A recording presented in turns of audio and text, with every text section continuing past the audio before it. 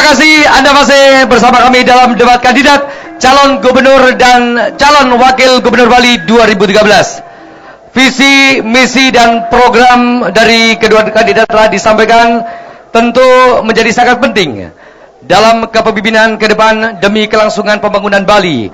Dan panelis sudah siap menanggapi visi, misi, dan program yang telah disampaikan oleh kedua pasangan kandidat kali ini. Ya, baik. Dan untuk itu kami persilahkan kepada panelis yang pertama, Ibu Profesor Dr. Sri Adiningsih, untuk mengajukan pertanyaan kepada kedua kandidat. Kami berikan waktu 1,5 menit saja, Ibu, untuk menyampaikan pertanyaan. Baik, terima kasih. Suasananya sangat meriah sekali di sini. Luar biasa masyarakat Bali ini. Bapak yang terhormat, Bapak calon gubernur, calon wakil gubernur Bali, pada malam hari ini saya ingin menanyakan beberapa hal, karena tadi Bapak sudah menyampaikan visi misinya ya. Yang pertama, kita tahu bahwa IPM Bali cukup bagus, tapi pendapatan per kapita Bali itu 20-an juta, di bawah nasional yang 33 juta. Dan satu hal yang saya cermati itu adalah ketimpangan Bali mulai tahun 2009 sampai sekarang itu meningkat. Nah, ini kalau misalkan Bapak ini terpilih menjadi calon atau terpilih menjadi gubernur dan wakil gubernur Bali, nanti apa yang akan Bapak lakukan? Ya, kalau itu tadi ya dianggap suatu permasalahan yang harus diselesaikan, karena kita tahu bahwa tadi dalam visi misinya ada program untuk mengurangi ketimpangan, dua-duanya juga ada, memajukan Bali. Jadi itu yang saya tanyakan. Terima kasih. Ya, baik, masih ada waktu sekitar 5 detik, kita langsung saja mungkin ya.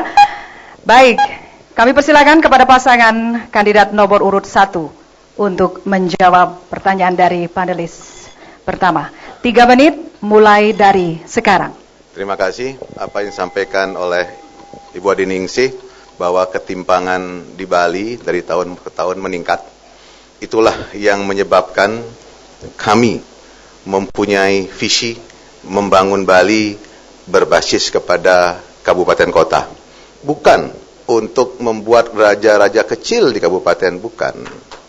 Itu semata-mata untuk mendekatkan pelayanan kepada masyarakat, untuk mempercepat yang namanya kesejahteraan masyarakat itu. Jadi dengan visi membangun Bali berbasis kabupaten kota itu dengan misi yang jelas adalah untuk mempercepat pemerataan pembangunan itu. Mempercepat pemerataan pembangunan itu sudah kami sampaikan tadi dalam visi, bahwa bantuan keuangan khusus itu mutlak harus diberikan kepada bupati, wali kota. Untuk apa? Untuk membangun daerahnya, baik untuk membangun rumah sakit, baik untuk membangun puskesmas, baik untuk membangun irigasi pertanian, maupun untuk membangun infrastruktur sekolah gitu. Misalnya banyak masih sekolah yang rusak, banyak masih jalan-jalan kabupaten yang rusak. Itulah untuk mempercepat pembangunan di masing-masing kabupaten kota itu. Di samping kami sudah jelas akan memberikan seluruh aset provinsi yang ada di masing-masing kabupaten kota itu kepada masyarakat setempat yang dikelola oleh para bupati dan wali kota. Jadi kalau aset-aset provinsi tidak diserahkan kepada masyarakat, tanah itu akan tidak berfungsi. Dia akan menjadi tanah yang mati, tidak akan berguna untuk kepentingan masyarakat. Jadi itulah sebenarnya apa yang kami sudah komitmenkan untuk bangun Bali ke depan ini, harus berbasis kepada kabupaten dan kota, sehingga masyarakat yang ada di Karangasem tidak harus, kalau sakit tidak harus ke Denpasar. Kita perbaiki rumah sakitnya. Itu bentuk pendekatan pelayanan kepada masyarakat. Masyarakat yang di Buleleng, kalau sekolah tidak harus ke Denpasar. Kita perbaiki sekolah-sekolahnya. Kita jadikan kota Singaraja adalah kota pendidikan misalnya. Ini sesuatu yang harus kita bangun mulai sekarang. Kita harus mau dan berani membuat perubahan ke depan untuk memimpin Bali ini. Kalau tidak berani buat perubahan, Bali akan tetap jalan di tempat seperti ini. Terima kasih. Iya, baik. Semangatnya untuk pasangan nomor urut 1. Kita lanjutkan pada pasangan nomor urut 2. Kami persilakan 3 menit mulai dari sekarang, Pak. Terima kasih. Tadi juga sudah kami sampaikan melihat ketimpaan yang terjadi. Persoalannya tidak hanya sekedar memberikan bantuan keuangan khusus, tetapi pembangunan infrastruktur di daerah-daerah utara, barat, dan timur harus lebih diutamakan. Kepada saudara-saudara saya di Buleleng, apabila saya diberi kepercayaan, maka bandara di utara akan segera berdiri. Begitu juga revitalisasi Pelabuhan Cilukan Bawang, pengembangan 3 kawasan pariwisata, karena sudah 25 tahun Buleleng misalnya tidak hanya 1 kawasan pariwisata, sehingga tidak ada hotel berbintang yang dibuat di sana. Dan sekarang berdasarkan RT RW yang baru sudah ada 3 kawasan pariwisata di utara, yakni kawasan Kalibukbuk, kawasan Pemutaran, dan kawasan Yesane. Dengan demikian pembangunan infrastruktur dan pariwisata akan menjadi pembangunan yang utama di wilayah utara, barat, dan timur. Dengan demikian maka kue itu akan dibagi ke daerah-daerah seperti itu. Apabila bicara tentang bantuan keuangan khusus, mari kita lihat struktur APBD Provinsi Bali. Dari 4,2 triliun, hanya 850 miliar untuk belanja pegawai. 3 triliun lebih itu semuanya turun ke kabupaten kota melalui bedah rumah, melalui Simantri, melalui gerakan pembangunan desa terpadu, melalui jam krida, melalui bantuan kepada desa pekeraman dan desa-desa. Itu seluruhnya lebih dari 3 triliun rupiah yang dipakai di provinsi oleh belanja pegawai hanya 850 miliar. Dengan demikian uang ini memang tidak kemana-mana, seluruhnya diberikan kepada kabupaten dan kota. Tentu saja tidak bisa diberikan fresh money seperti itu kepada mereka. Ada mekanisme perencanaan pembangunan yang harus diikuti oleh kita semua.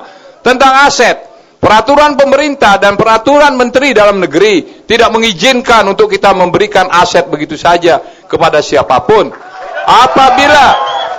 Oleh karena itu saya harapkan tolong dibaca peraturan pemerintah dan peraturan menteri dalam negeri tentang pengelolaan aset daerah yang tidak mungkin diberikan kepada siapapun begitu saja. Ada aturannya, harus pinjam pakai untuk kepentingan pemerintah, bukan untuk kepentingan komersial. Terima kasih. Baik, kita berikan tepuk tangan buat pasangan dengan nomor urut 2. Selanjutnya kami berikan kesempatan kepada panelis kedua untuk mengajukan pertanyaan kepada kedua pasangan kandidat. Kami silakan, waktunya 1,5 menit dari sekarang. Selamat malam. Setelah tadi menyimak visi dan misi dari kedua kandidat, sungguh sangat menarik sebenarnya. Cuman saya kok sedikit sekali mendengar tentang yang menyentuh pertanian. Ini saya berharap ini bukan berarti ke depan kita lupa pada pertanian. Karena kalau kita lihat masalah-masalah pertanian di Bali, ini banyak sekali permasalahannya. Saya pernah mengklasifikasi ada 7 permasalahan di Bali. Sehingga pada kesempatan ini sebenarnya saya ingin menanyakan ada beberapa permasalahan yang sangat penting untuk pertanian di Bali. Karena Bali terhimpit oleh yang pertama. Jadi pembangunan di Bali ini sangat maju sekali. Sehingga pembangunan ini justru menghimpit atau meningkatkan alih fungsi lahan. Dan juga pembangunan pariwisata selama ini belum bisa nyambung dengan hasil-hasil produksi pertanian di Bali. Saya kira bapak-bapak ini sudah pernah punya pengalaman sebagai pemegang pemerintahan. Kira-kira untuk kedepannya bagaimana menyelesaikan masalah ini? Karena masalah alih lahan fungsi tanah pertanian ini sudah menjadi masalah yang dari cukup lama. Terima kasih. Baik, nampaknya panelis kedua telah menyampaikan pertanyaan, dan untuk menanggapi yang pertama, kami persilakan pasangan kandidat dengan nomor urut 2. Kami silakan. Terima kasih. Sesungguhnya pariwisata Bali adalah pariwisata budaya yang berdasarkan agrikultur, pertanian. Oleh karena itu, pertanian harus mendapat tempat yang baik di dalam proses pembangunan. Persoalannya adalah para petani kita mulai enggan untuk menjadi petani. Mereka ditarik untuk bekerja di dunia pariwisata atau yang lainnya. Karena penghasilannya yang rendah. Karena kondisi lahan yang semakin sempit. Kepemilikan lahan yang semakin kecil.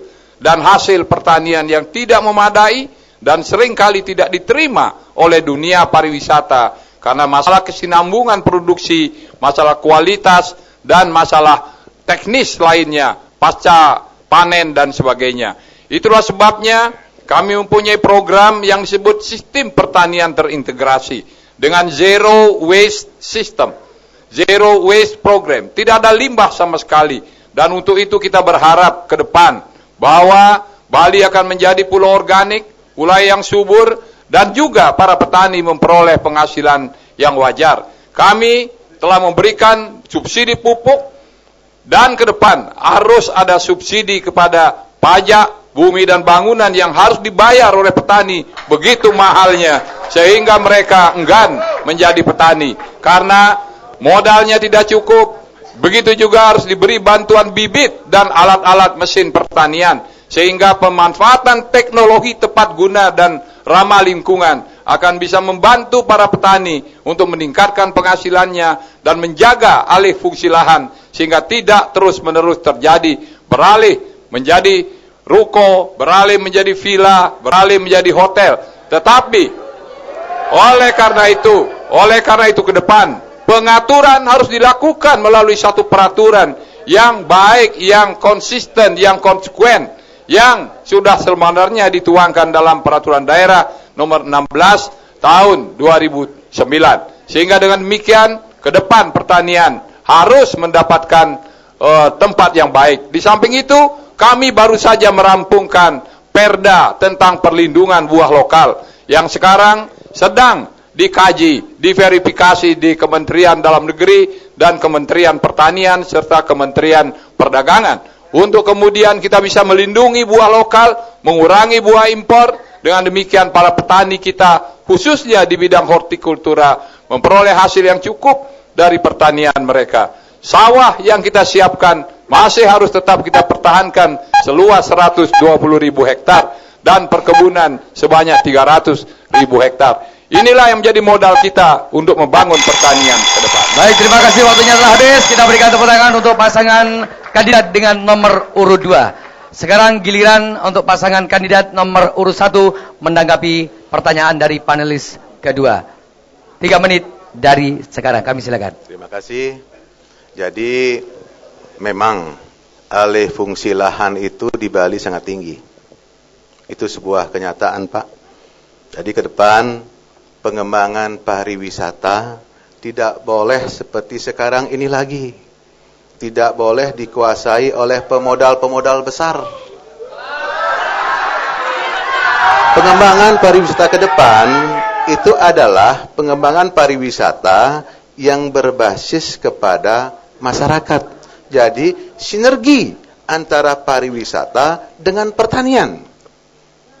Ujung-ujungnya kita harus membangun yang namanya wisata desa. Kalau kita bangun wisata desa, itu masyarakatnya yang mempunyai rumah-rumah harus dibersihkan, kamar mandi harus bersih, rumahnya harus bersih, dan itu dipergunakan untuk para wisatawan. Dengan demikian pertanian akan hidup. Hasil-hasil pertanian akan disuguhkan kepada para wisatawan, baik itu padinya, baik itu sayurnya, baik itu buah-buahnya, dan semua itu akan terintegrasi, bersinergi antara pariwisata dan pertanian itu. Dan juga homestay itu, wisata desa itu akan menghidupkan UMKM yang ada di desa-desa. Pematungnya, pelukisnya, semua akan hidup. Sehingga ke depan pembangunan pariwisata ini harus berbasis kepada masyarakat. Jangan lagi pembangunan pariwisata ke depan dikuasai oleh pemodal besar, sehingga tanah-tanah di Bali akan habis ke depan.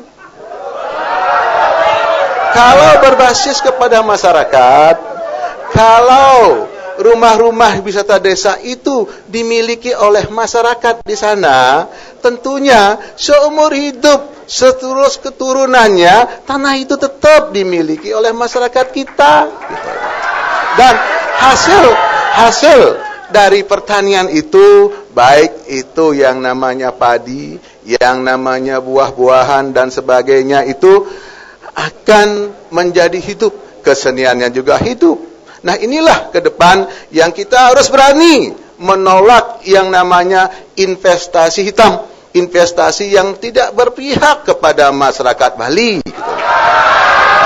Investasi yang merusak lingkungan Bali, investasi yang tidak memihak untuk kepentingan masyarakat. Ini yang bisa saya sampaikan, Pak. Memang alih silakan.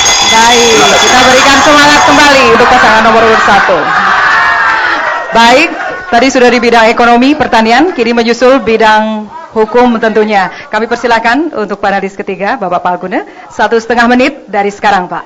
Terima kasih. Bapak-bapak para kandidat gubernur dan wakil gubernur, faktanya luas Bali itu hanya 5.636, sekian kilometer persegi. Sangat kecil kalau dibandingkan dengan bahkan dengan kabupaten di luar Bali. Artinya ada manajemen tersendiri yang harus digunakan untuk mengurus pulau yang kecil ini, yang disebut sorga terakhir ini.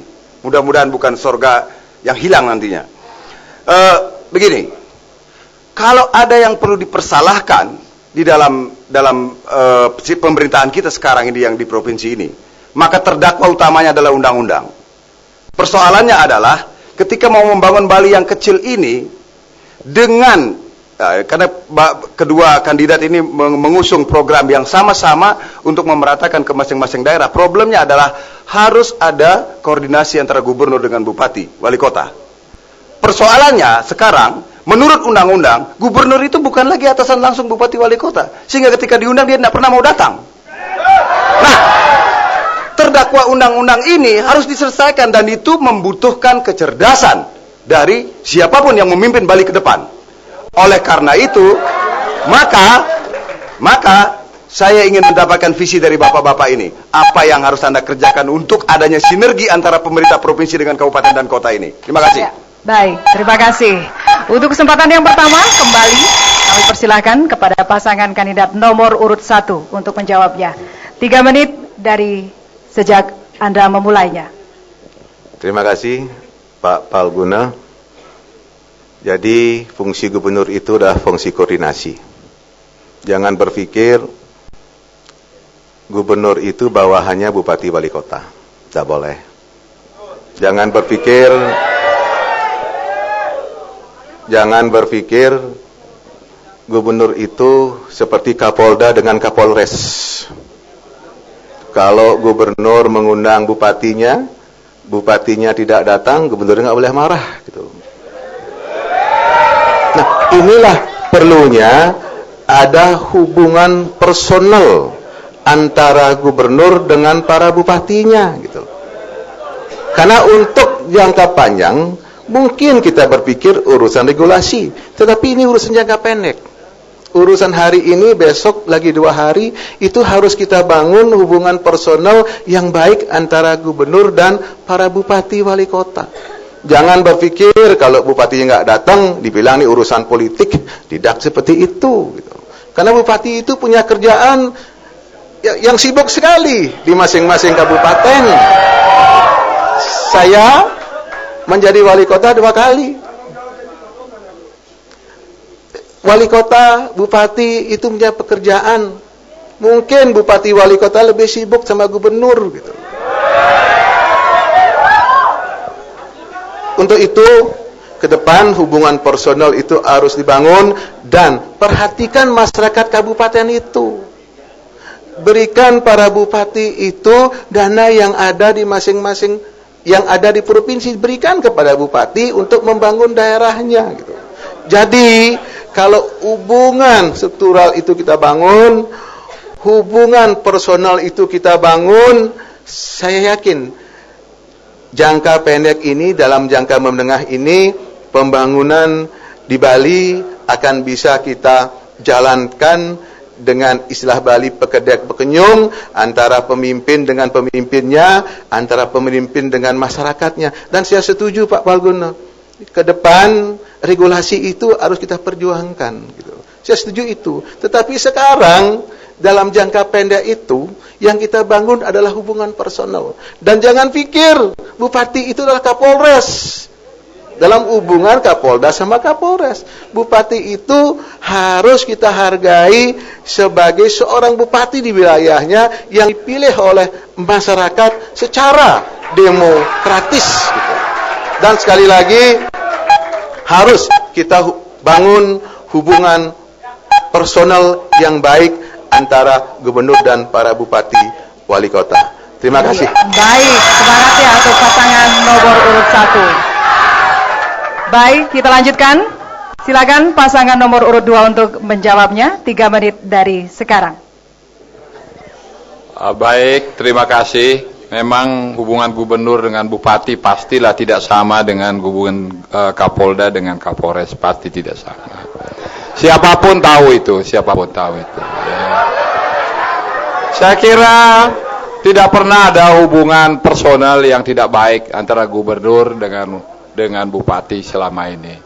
Persoalannya adalah pada saat-saat ada undangan resmi yang sudah diberikan waktu yang cukup untuk mengundang dalam rangka kita merencanakan pembangunan agar terjadi sinergi dari pemerintah pusat, pemerintah provinsi, dan pemerintah kabupaten, sehingga dengan demikian pembangunan ini tidak tumpang tindih, tidak ada hal-hal yang dilupakan, karena dalam rapat itu ditentukan berbagai hal, masalah keuangan, masalah-masalah personil, masalah-masalah wilayah, masalah-masalah bantuan, semuanya itu dipertimbangkan di dalam rapat itu. Sehingga dengan demikian, saya kira gubernur tidak pernah mengundang terlalu sering bupati itu.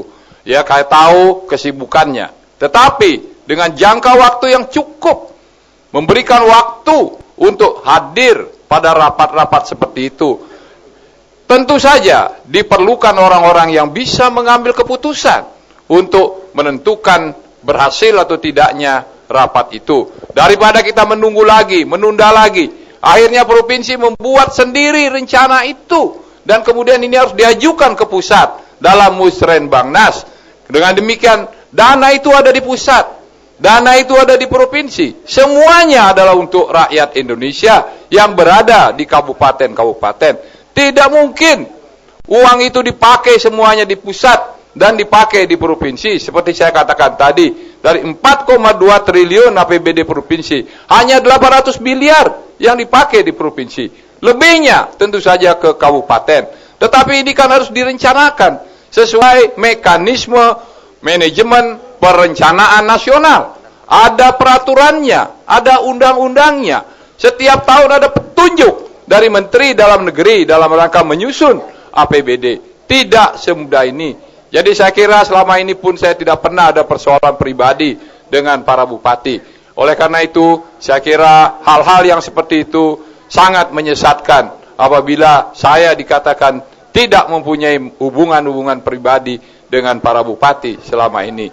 Persoalannya adalah ketidakpahaman tentang mekanisme penyusunan anggaran. Saya kira demikian. Terima kasih. Baik, kita berikan tepuk tangan buat pasangan kandidat dengan nomor urut 2. Hadirin dan pemirsa di seluruh Indonesia, suasana di ruangan ini semakin hangat dan semakin menarik saja. Tentu tidak hanya para panelis yang ingin mengajukan pertanyaan kepada kedua pasangan kandidat. Tentu masyarakat Bali juga ingin mengajukan pertanyaan kepada kedua pasangan kandidat yang nantinya juga ditanggapi jawabannya oleh kedua pasangan ini. Dan semuanya akan kami hadirkan dalam segmen undian. Tetaplah bersama kami dalam debat publik calon gubernur dan calon wakil gubernur Bali 2013.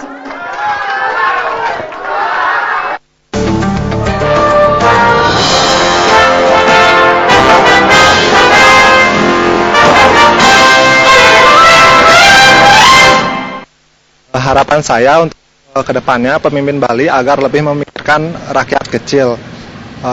Dan kedepannya saya berharap agar pemimpin Bali itu mau untuk turun langsung